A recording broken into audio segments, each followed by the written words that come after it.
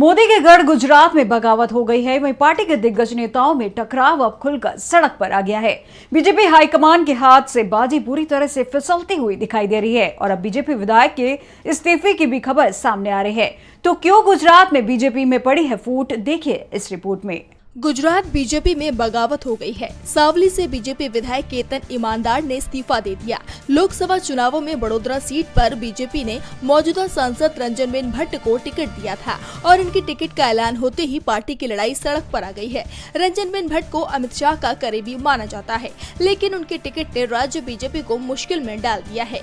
BJP विधायक केतन ईमानदार ने रात 2:30 बजे अपना इस्तीफा विधानसभा अध्यक्ष को भेज दिया। केतन के इस्तीफे का कारण कांग्रेस के नेताओं को बीजेपी में लिए जाना बताया जा रहा है।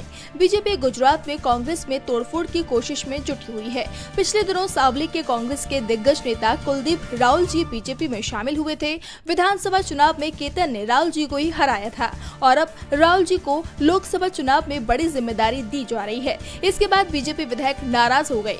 बीजेपी संगठन में भी कई लोगों ने अपना इस्तीफा दे दिया है, जिसके बाद दावा किया जा रहा है कि बड़ोदरा सीट अब बीजेपी के लिए बेहद मुश्किल हो गई है। केतन ईमानदार के इस्तीफे के बाद बीजेपी हाईकमान दबाव में दिखाई दे रहा है और दावा किया जा रहा है कि रंजनबेन भट्ट का टिकट काटा भी जा सकता है।